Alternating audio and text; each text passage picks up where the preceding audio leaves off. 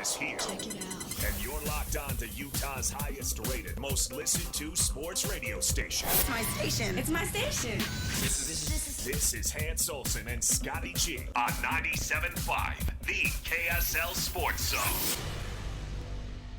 Hans and Scotty G. Hope you're all having a good one. It is a Tuesday, and it has been way too long since I've shared the airwaves with this man. It is Hans Olsen. Hey, buddy, how are you? Oh, it's so good to hear your voice. I am doing extremely well. I've got the sun on my legs and chest. I'm overlooking beautiful palm trees as pigeons navigate their way through them, through the park. I'm just overlooking the ocean as it crashes against the rocks outside of my window. And I'm thinking, this is not a bad life. But I got to tell you, I love doing this show so much with you. Yeah. That I'd rather be sitting here in the room watching things, doing the show so that I can live my very best life doing the show and being where I love. Okay, so you and I both love this show like a child. Like I hold these 3 hours of my day near and dear to my heart. We love this show. But we also love traveling. We love getting out there a little bit and experience different climates. and so, you know what? I think as we go on, I think needs to be the Menden's studio, the St. George studio, the Honolulu studios, the Charleston studios. I think that we just broaden our horizon of studios. The New Smyrna studios? No, yep, exactly. I think that. Yeah, I got it. You got to get down to New Smyrna. Here's the thing, Scotty. That Pop-Tart Bowl is working out pretty well for me. I bet. I will be staying in Smyrna as BYU prepares to play the mighty Georgia Tech. How far away? Which is such a joke. I know. How far away is that game from where you're at? It's about 45 minutes. That's it? So wow. Yeah.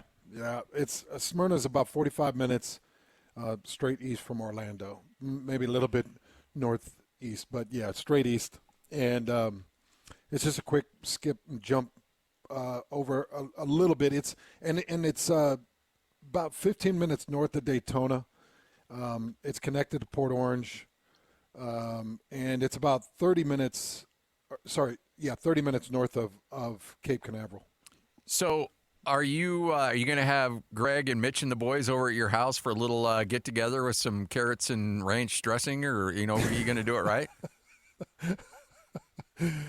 Nope. I am happy to say that the entire Olsen crew is making their way out to New Smyrna. So we're going to be doing the Olsen family Christmas at New Smyrna Beach. I'm bringing everybody, except for, of course, the boy that's down spreading the gospel in the four corners of Arizona and New Mexico. I think he's in Arizona right now.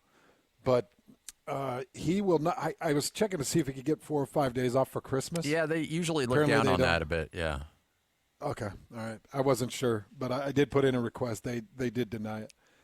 But the Lord's work never stops. Well, it's interesting because when I went out, it was all about you can only call home twice a year and – no emails, nothing of this other stuff. Now it's you can talk every week. You can email, you voice. I mean, it's holy crap. It wouldn't surprise me. It's okay, and you also get 3 weeks off a year to go home and hang out with your girlfriend and your family and stuff. It's a different world than I was used to.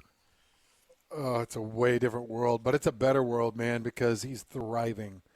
He's just thriving, Scotty. I mean, he's driven. He's committed.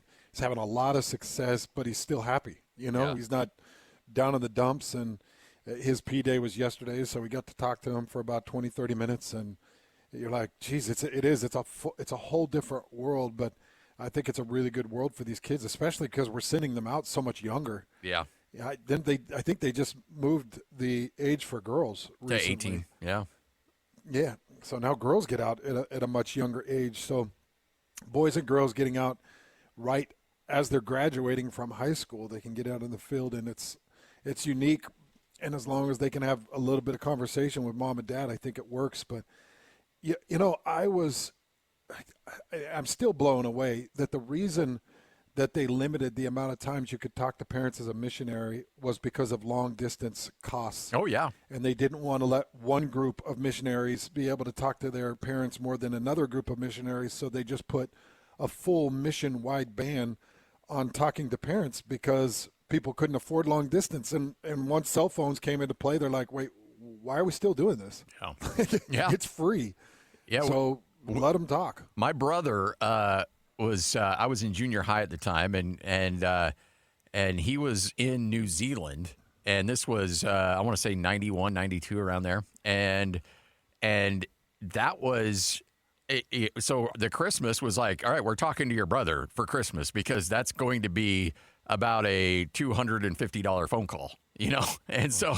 And so, I mean, it was crazy the amount of bills you'd rack up on those calls because, and then, you'd have somebody a couple states away where it would be next to nothing. And so, it made sense, honestly, to do it that way. But now you don't have to worry about that nonsense. Well, that's nice, man. Speaking of money, University of Utah is in the middle of it. And we've got a couple of guests coming on later on the show to help explain this. Hans did not get into sports radio to talk private equity, but here we are, and let's get to it. Starting lineup right here on 97.5, the KSL Sports Zone. This is Hans and Scotty G. Let's go! The lineup is set, and it's time to kick off the show with the biggest topic of the day. This is the starting lineup on 97.5, the KSL Sports Zone. It is your starting lineup right here on 97.5, the KSL Sports Zone. Hans Olsen, Scott Gerard. Hans sunning himself in various stages of undress, currently in Hawaii. I'm here in Salt Lake. And Hans, a $500 million boost to the University of Utah. It is a landmark deal, the first of its kind. And the University of Utah is essentially turning into a for-profit organization called Utah Brands, and will give a certain level of ownership, not more than 51%. They will still hold on controlling interest, but a good chunk of the ownership of essentially the University of Utah Athletic Department is now being held by private equity to the tune of up to $500 million. And this had been talked about for a long time with conferences, with schools, and everybody, I think, was just kind of waiting for somebody to actually go through with it, because I don't think anybody wanted to be the first, but it's going to be the University of Utah. And I was texting with somebody in the world of college athletics earlier today, and I said, I did the old GIF of the Batman or, the Joker where he goes, and here we go. And he responded like, yep, buckle up. We're on our way now, because I think everybody was waiting for that first. And now you're going to see a lot of these other schools and a lot of these bigger conferences follow along. Yeah, it's happening, Scotty. And have you ever heard the story of the hippopotamus? I have, but I think you should share it. The hippopotamus. Okay, so this is why I do not mind what's happening with the University of Utah. If it walks like a duck, if it talks like a duck, if it waddles like a duck, if it looks like a duck, the damn thing's a duck. And I guarantee you, as the University of Utah presidents, ADs, coaches are sitting around looking at this, they're like, this is professional sports, boys. Yeah. What else are we going to call this? Everybody's poaching our guys. Everybody's calling agents. Agents are coming to kids. They're trying to take our kids. Everybody's calling our coaches. They're trying to get a defensive coordinator that's head coach in waiting. What is this? This is professional sports. Why are we still acting like this is amateur athletics and that we can just conduct business like it's amateur athletics? These kids are now costing us between $400,000 to $1.2 million. We got to do something. We are bleeding over here. We need professional management. And so I totally understand how eventually you come to the conclusion of, all right, everybody can keep doing it privately. We can't do it privately. We have milked every penny we can out of Eccles, and we've gotten everything the Huntsmans can give, and we've already taken millions from the Garf family to build out this South End. Like, what else are we going to do here, guys? It's professional sports. We need a lot of money. So they found this private equity group named Otro Capital. And they told Otro, look, we're looking at $500 million. You will be a minority owner. Just so you understand, Utah is still the majority owner of this new entity. And Otro is going to be the minority owner. And they're also allowing a select group of boosters to purchase equity. Yeah. So boosters are going to be able to purchase a certain amount of the equity of this new entertainment company. And they're going to manage it and operate it like a professional business. Now, what does that mean to Utah fans? It means things are probably going to be a little bit different. Things are probably going to cost you potentially a little bit more. Everything from a Coke at the concession stand to a ticket to go to the final game of the season. Like, it's all going to change. I would imagine Otro is going to have some say in coaches. I would imagine that they'd have some say in pressures. If they want to start putting pressures on teams, and they'll have some say in, yeah, that guy's worth that money or that guy isn't worth that money. But I do believe that the University of Utah is going to remain majority owner. And, Scotty, in businesses, majority owner does have most say. Yeah. But it is going to be a partnership. Yep. Well, the other thing, too, is I'm on both sides of this. And I get a little concerned when you let the foxes in the hen house, what that leads to, because you have guys that a private equity firm is going to be very interested in wins because wins lead to more profitability. But keep in mind, profitability is their number one priority because they have shareholders that they have to report to. They need to turn profits. So that is their number one priority. Now, the best way for a university to turn a profit is to win games. So make no mistake, that's going to be the biggest thing. But also, at what point you're going to, you hear the stories of private equity going into businesses and saying, you're gone, you're gone, you're gone, you're gone. We are cutting costs, we are slashing costs, and we are going to streamline this thing. And some of that could be good. Honestly, from a business standpoint, it never hurts to have another set of eyes come into your organization and say, okay, you can do this, you can't do this, we're going to do this, we're going to put more resources into here, we're going to pull away resources from this. That never hurts to have another set of eyes on that. But you do need to be careful about what you're signing up for when you go private equity, because it's one thing to say, well, boosters have always had a say in coaching and stuff like that. That's true, but these guys, but boosters never actually had ownership. Now you're having somebody who actually is a part owner saying, no, we need to, we need to let this coach go. And oh, by the way, we already have the coach that you're going to be hiring. It's going to be this guy. Well, we want to go through this process and really find the right. No, we want it to be this guy, and we know we're not the majority owner, but you pretty much need to hire this guy. So I'm really fascinated about how this plays out. I get why Utah did it. You're seeing your rivals down south just pouring money into their program, spending money, and really investing heavily into their program, and you've seen the results of that immediately. And you need to keep up, honestly. And you're not just keeping up with BYU. You're keeping up with the landscape of college athletics. You're trying to keep up with Alabama, with LSU, with everybody else in the country that's really trying to position themselves. Indiana, for crying out loud, you're trying to keep up with them from a football standpoint. And so you have to make yourself relevant. And to do that, you have to have money. And it's going to come with this private equity deal. Now, what are the side parts of that? Well, it remains to be seen, but it could be a bit unpleasant from time to time. It could be really unpleasant, but it could also be very pleasant. And I think that kids are going to be compensated, and I think they're going to have retention plans for coaches, for players. And I know that we can look beyond football and we could say basketball, and we know Utah basketball needs a lot of help right now. Things are looking really rough to start this season before they even jump into Big 12 play. It's already really difficult, and I'm sure the coaches are looking around like, how much is on Kansas roster? How much is on BYU roster? How much do we have on our roster? And what resources are we putting into our roster? But here's where things get really interesting. These private equity groups like Otro Capital, they've been trying to get into all kinds of professional sports. Otro bought into a professional ski group, paid a big portion to get about 20% equity of a ski group. I think whatever F1. I don't know the ski world real well, but it's a professional ski group. They've been trying to find revenues in professional sports, but you can't break through. There's only 32 NFL teams, and they're very selective.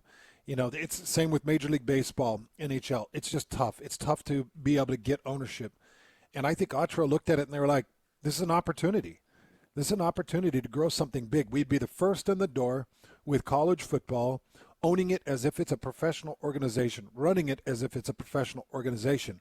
Now, they're going to be very motivated to make sure that Utah looks good, performs good, and has a good outcome. Now, you talked about it. They have to go back to their board members and say, well, here's what our investment looks like. Here's what our return looks like.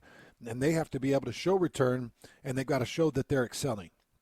So I think it puts a lot of pressure on Otro. I think it puts pressure on Utah. I think it's going to put a lot of pressure on the kids and the coaches, and we'll just see what happens from that point. It could be an epic failure, or it could be an epic success. If it's an epic success, then we probably see many teams follow suit. There's a lot of teams throughout the country that don't have the private boosters that BYU has or that Texas Tech has, that they're going to have to partner with some type of private equity if they want to get in the financial game to go running. Now, here's the other problem, Scotty. It's just like the NFL. The reason there are 32 NFL teams, it's hard to find 32 quarterbacks. Yeah. It's really hard to find that much talent. NFL talent's unique. I know. I was in the NFL. I went against these guys. I know that they are freakish. It's a unique world of one percenters, human beings that just don't exist. College football can exist outside of that frame a little bit, but still, they're really unique human beings. Their body, their makeup, their work ethic, their strength, their skills, like all of those things are unique. It's hard to find that many of those. So if you get 130 colleges that jump into private equity and everybody's trying to pay Bear Bachmeier $2.5 million to come play for us because he's the only quarterback this big and that durable that can give me 600 rushing yards and 2,800 passing yards, it gets competitive, it gets steep, and I know there's a lot of kids out there to fill the roles, but Scotty, if you're talking about X amount of college football teams, it's just hard to staff them. Yeah. It just gets really hard to fill those rosters and have guys that are worth the amount of money that you're putting into them. Does that make sense? Makes total sense. Absolute total sense. And what was explained to me earlier today when I was talking to some people is, and Kyle Whittingham's been talking about this forever, and we've known it, and it's been out there, but I don't think anybody outside the industry really knows the pressure on a lot of these bigger universities. Now, Alabama, when the dust all clears and we have this massive super conference of 40 or 50 teams, and we all know it's heading in that direction, or not maybe super conference, but super league, if you will. And, your Big Ten schools, the majority of them are going to be safe. The majority of your SEC schools are going to be safe. But there's going to be about a spot for maybe 10 to 15, maybe 20 teams out there that want to be a part of that. And these schools all know it. So your BYUs, your Utahs, those schools that are kind of on the fringe, that are playing big boy football and playing at a high level, but aren't necessarily thought of as some of those blue bloods, they're trying to position themselves for in the next 3, 4, 5 years when the dust clears that they are part of the big kids table at Thanksgiving. They want to be at the adults table. They don't want to be down with the kids table. They want to be right there with a seat with the bigger schools. So what do you do now to prepare for that? Well, you have to have the best facilities, you have to have the best roster, you have to have the most cash, and you have to be performing well. And to do that, again, it all starts with back to that cash. And I think a lot of people are going to look at this and say Utah's trying to compete with BYU, and that's true to a certain extent. But BYU and Utah are just trying to compete to make sure that they're part of the final solution wherever college football is going, that they're a part of the highest level of that college football, and you need gobs and gobs of cash to be able to do that. And we need them to do that, Scotty. Yes. You and I. Yeah. We need them to be the primary source of interest and drive the listeners in the state and drive the sports fans. We need BYU and Utah State for that matter. We need them to be relevant, and we need them to continue to build and grow. And I think getting in on the ground floor, being the first to do this, one of my biggest complaints about the Pac-12 was they were so reactionary. They were followers. Yeah. They were sheep. They were not lions. They were not leaders. They were sheep. In every sense, in every way, shape, and form, they were just reactionary. That always bugged me about the Pac-12, especially through COVID. Yeah, agreed. Just a bunch of babies. And you had these other people out there that are just leaders, innovators, trying to figure out, okay, wait a second. So we got these restrictions, but how can we still play these games? How can we still put these games on? I appreciated the leadership. What I like with what Utah is doing right now is its leadership. Now, this could completely fall apart. I don't see it falling apart because when big money people invest $500 million, you're right, Scotty, heads might roll, but they'll get things back on the tracks. And it could be a Jerry Jones-like world where you're in 25, 30 years of obscurity before you figure out your direction. But I like that Utah is jumping into this thing and saying, let's go figure this world out. Yeah.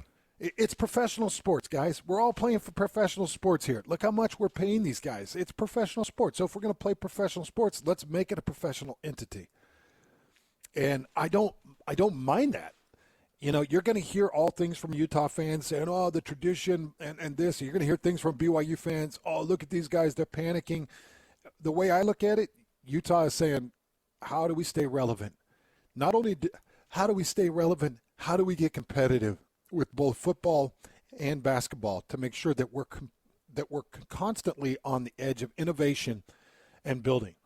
And this was the step that you take. The $500 million investment from a private equity tells me that it's not going anywhere. It's going to change drastically, but it comes with a price. You have to get good at the price of anybody and anything. You have to be good, and you have to continue to grow the business. And also, Scotty, I do think that it comes with an increased cost in things. Oh, yeah. And frankly, from the outside looking in, Hans, I think it's exciting, honestly. I think it's really fascinating. I'm looking forward to being a spectator. If I was in the athletic department at the University of Utah, I might have maybe – in the lower level of the University of Utah Athletic Department, I don't know if I'd be as thrilled, but from my perspective, I'm really fascinated because, to your point, fortune favors the bold. So are you going to be a leader? Are you going to take some shots and try to figure out how we can compete? Because how much money is there out there available now? Like with the Eccles and the Garfs and everybody else you've talked to, how much more money is there available to squeeze from your donors? And if you feel like you've hit that tipping point and there's got nowhere else to go, well, then this is your next step. And if you really want to compete at this level, you got to go for it. And I don't hate it at all. I am very interested to see how it plays out. And you're right, it could backfire. But if it works, then good for you for being one of the first and being willing to cannonball into those waters and make it happen for you and your school. Well, and what I'm seeing with boosters, and some schools have these boosters with unlimited pockets, and they can give every year. But what I'm finding with different fundraising and boosters looking to fund NIL and make sure that these players are paid is, you're going to a group and they're like, I'll commit $2.5 million. And you're like, oh my gosh, and that's a nice chunk of change for them, and that's a big chunk of change for you. And you exhaust that $2.5 million, and it's only 1 year later, and you're going back to them for another $2.5 million, and they're like, so was that? Oh, that was it. Just okay. So that was a 1 year investment. Yeah, and that's so. What was my? We gave it all to the quarterback. We got that's it, and now we need him back. So we need another. Actually, we need 3 now. So if you could do that, that'd be great. So where's your commitment level? And eventually, it just drains people. And it drains a sales staff, or, it drains a collecting agency. And you're just thinking, when does this ever stop? Well, it's never going to stop. We're looking at another 200 years of football here. People are just going to keep giving you 2.5. Okay, well, if this is going to be a business, then we got to start running it like a business. It's not a charity. It's not a not-for-profit. This is a for-profit entity. This is professional business. Let's stop acting like it's not, and let's start operating like we are. So let's get some private equity. Let's get the $500 million. Let's get in business and start running it like a business. And we all know that comes with major changes and adjustments. That could be Otro sitting down with the University of Utah brass and saying, all right, we want a logo change. What do you mean a logo change? Yeah, we're just not feeling it. We're thinking to go kind of more globally, and we want a new mascot change. You know, we feel like the Utes emblem and symbols have been controversial, and we need to move away from, you know, like that's the kind of group and that's the kind of conversations that come in. You know, we feel like we can really sell a teal and silver. A teal and silver? What? What are you talking about? Yeah, like we think, you know, have you seen the Seattle Kraken? Have you looked at it? And it's like, where are you guys coming from? Or they could come in and say, hey, this is a monumental brand. We love it. We love the drum and feather. We love the Utes logo. What we want to do is blow this thing up on a global scale. We're gonna infuse all of this activity into this, and we're gonna rebuild your mascot, and we're gonna, you know, and they're just gonna make what you currently have bigger and better. But it's not just gonna sit. These businesses grow, and they figure out ways to grow. Yeah. Now, you know, you and I have always joked about there's a lot of restaurants, mom and pop restaurants that we've loved and experienced at the grassroots level, and then they get really big, and then they go private equity, and that great food, hey, you know what? Instead of these prime cuts, you're going to go choice cuts. Well, wait a minute. We got popular. Well, I know, but we've got now 10 different locations, and we need to drop down the cost a little bit. So you're going to be using this quality of meat instead of the quality meat you were using before, and we're going to do this now. And, this is something we're going to change, and we're going to do this and this. And you're like, well, that's not what made us great. Well, guess what? Now it's about numbers. It's not about quality. It's about just pumping out as much numbers as we can. And I think as long as you win, nobody's going to care how, you know, it's like our buddy Randy Rogers used to always tell us, like, don't tell me about the labor, just show me the baby. And so as long as you're winning, everything's going to be fine. But if you string together a couple of 3 and 9 years and you got an investment company that wants to show a lot of return on investment, they're like, hey, we don't like the direction this is going. So we've brought together an idea of some challenges or some ideas on how we're going to address these challenges. And we'd like those to be addressed because right now there was a press conference earlier today and everybody said the right things. And they're like, well, this private equity group will have no say in coaching and no say in this and no say in this.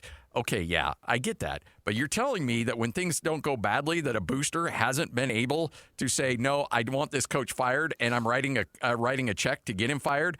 Yeah. It happens all the time. Boosters technically aren't making decisions on coaches and decisions like that, but they do. So if you're thinking that a private equity firm won't have a say in coaching hirings and firings, you're kidding yourself.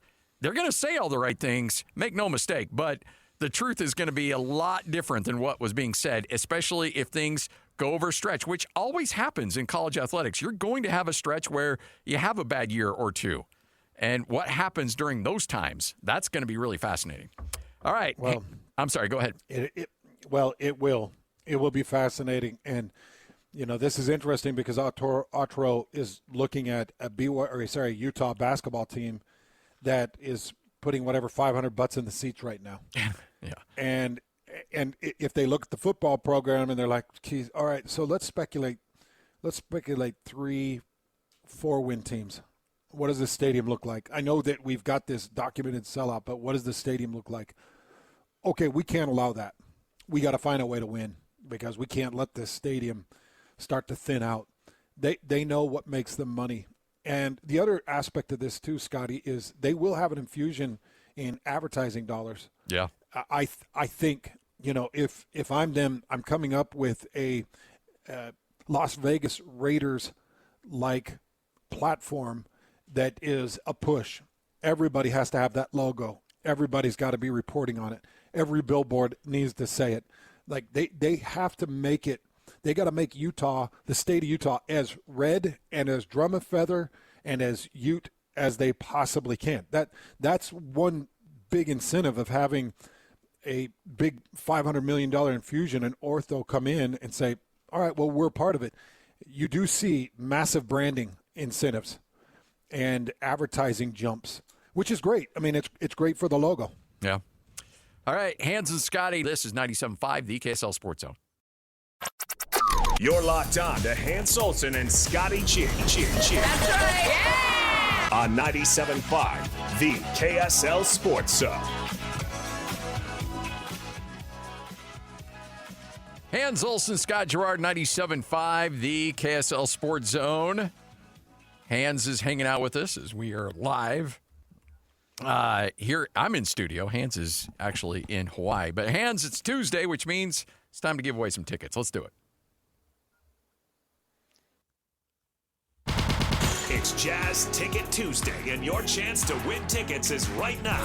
Call this number now. Call this number now. Be caller number 12 at 801-575-ZONE. 801-575-ZONE. And you'll be on your way to Delta Center to see the Utah Jazz. He fires the three. He hits. Oh, don't do me like that. This is 97.5, the KSL Sports Zone.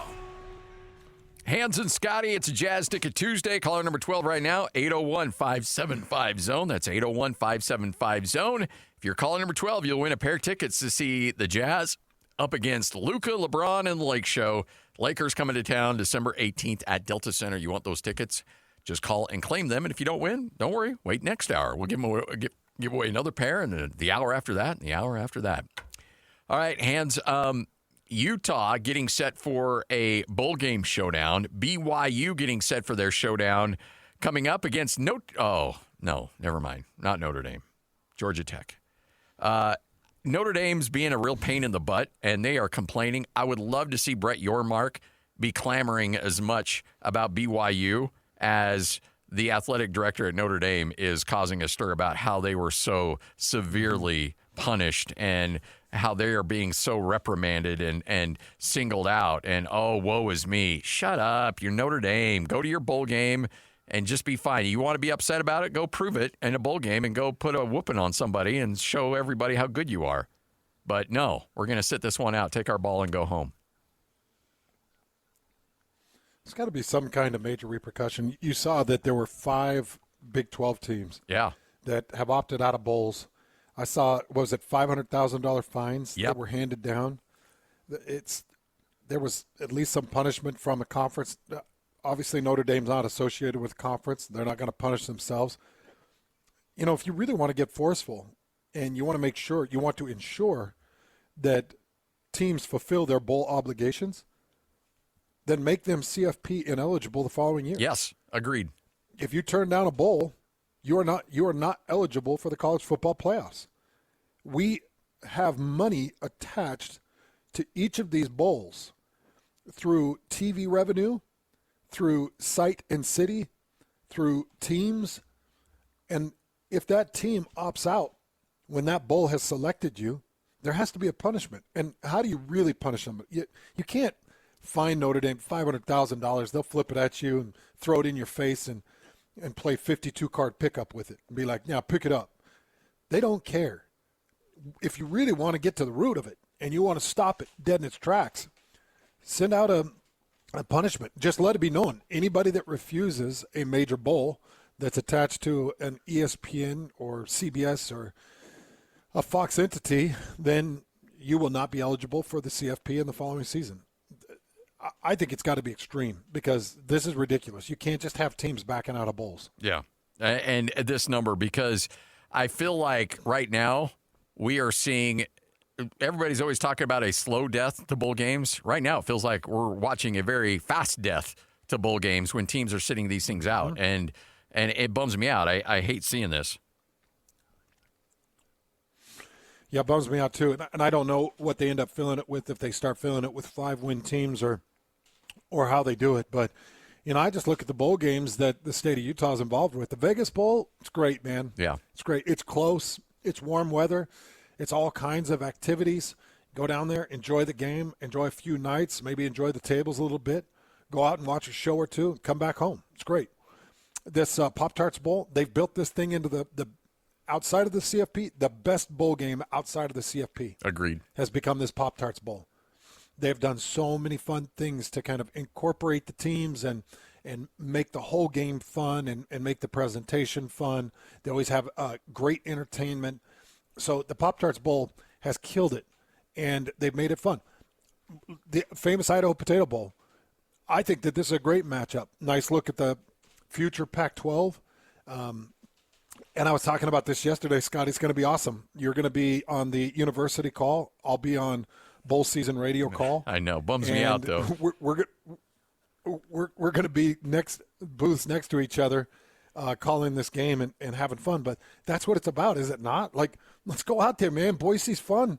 We'll go out there, have a couple of nights. I'm going to probably take my parents. We'll make a trip up to Weiser and have my mom and dad and some of the family out at the bowl game and everybody out there enjoying the Aggies. And my dad's a former Aggie, so he'll be out there having a blast at the game. That's what this is about. Just go out, enjoy it, be a part of it.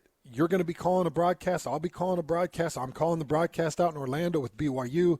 And we're having a blast. That's how these bowl games are supposed to be. Yeah. And I've had a lot of people say, well, these kids aren't getting nothing out of it. Wait a second, man. They're getting a ton out of it. When you strike an NIL deal and you get paid $680,000 to go play a game, my expectation is you fulfill your obligations as an athlete as far as my university is concerned. Mm-hmm. You fulfill that obligation. I don't want to play the bowl. I don't care what you want, son. There are millions of dollars attached to this bowl game. You are being paid hundreds of thousands of dollars to play this game. So you will play in this bowl game, but we want to opt out. No, you're a crybaby. Yeah. This university is going to stand strong. We're going to show up. We're going to fulfill our obligations. We're not going to let the country down. We're going to do what we're asked to do. If BYU opted out of the bowl game, it would be really hard for me. But I would say I don't like it. Yeah. I don't like it. They are letting down kids. They're letting down coaches, letting down fans with opportunities for another game, extra weeks of preparation. You've got young kids that you could get in, but the other kids are going to opt out. Okay, fine. Let them opt out. Let's go see what we got in the second and third string guys. Well, all of a sudden we're afraid of competition. How long you been playing this game, son? Since I was 8. All right, well, we're going to throw you in. You're going to be a part of this bowl game. It doesn't count against your eligibility. Every player on the team has open eligibility for this game. So go play the freaking game. Yeah. Well, yeah, but the kids don't get anything. Okay, Scotty, I put this in a tweet, and I want to express this. The last time in my life that I didn't have to wait in lines, I didn't have to pay the extra fee, I didn't have to pick up the taxes, I didn't have to pay the service, or I didn't have to pay the bill. The last time that I had a red carpet rolled out for me, big barbecue buffets, I got to tour Elvis Presley's house, just me and my teammates, and we got to tour the entire area of Graceland. We got to go into the book depository, and we got to have free reign in that area and Grassy Knoll, and we had these great tour guides that gave us all the details, and we didn't pay a penny, and we didn't wait in lines. And we had red carpets, and we had parades, and we had people that interested. The last time I got that, man, was when I was a college football player. A little bit in the NFL, a little bit in the AFL, but NFL and AFL, it's like, hey, you're a professional. You know, you're supposed to be at this point. You got to be doing this. In college, it's like, oh man, hey, so yeah, was I happy playing Marshall, an undefeated Marshall team? No. Was I happy playing an undefeated Tulane team? No. They beat us pretty badly, and the bowl game sucked. The environment around the bowl game, man, they had things lined up. They did everything they could to help you have fun. We had rental cars. Well, we had rental cars one year. One individual ruined the rental car situation because he decided to wreck one. Yes. But what I'm trying to say, Scotty, what I'm trying to say is it's one of the few times in your life that you're the superstar. Enjoy it. Yeah. Enjoy it. And then I get Brady Quinn. Brady Quinn puts out a tweet, and he's like, why would anybody want to play? Hey, no, not everybody looks like Buzz Lightyear. Not everybody fools the NFL into a couple of years. Exactly. Not everybody signs a multi-million-dollar ESPN contract or whatever national program he's a part of. Not everybody gets to do that, Brady.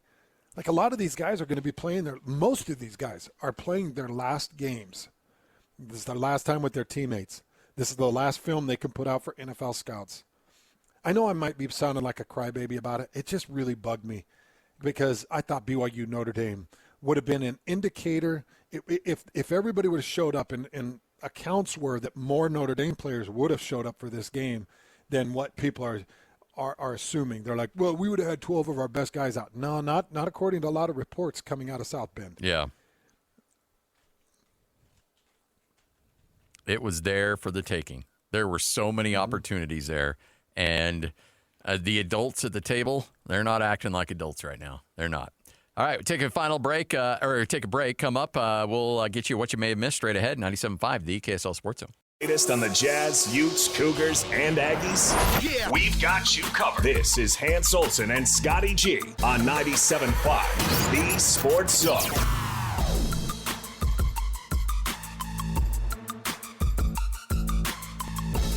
Hans Olsen, Scott Gerard, 97.5, the KSL Sports Zone. All right, Hans, I want you to think for a second. If you were, you've got yourself into tremendous shape. You've been using the Woke AF. You're killing it in the weight room every morning. And you've been posting pictures. And all of a sudden, somebody from the Colts calls up and says, hey, Hans, we see this body transformation you've gone through. You were already chiseled out of granite, but we see where you're at right now. We need a little help with the O-line. Can you come and give us just a few snaps a game? What would you do? I would say I do not want the pressure of your money. I would never lie to you and steal from you. I am 44. I am washed up and cannot get the job done for you. Thank you for the call. I'd be honest. Phillip Rivers, on the other hand, said, sure, I'll do it. And the 44-year-old grandfather is now signing with the Indianapolis Colts, giving them a little bit more depth at quarterback. Boy, is he a grandfather at 44? He's a grandfather. Oh, my gosh. He's got a kid with a kid? Oh, he's got multiple kids with kids. And by the way, is this going to be... I think, was he 12, 13 kids he's got now? I know it was a lot. Is this going to be the first grandparent to ever play in the NFL? Has there ever been a grandparent? Favre might have been. And with all the kids Cromartie had, he may have been. He just didn't know about it.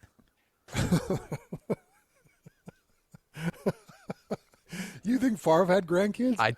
He was might still have. Slinging? Yeah, I mean, he was well into his 40s when he was still playing, so maybe.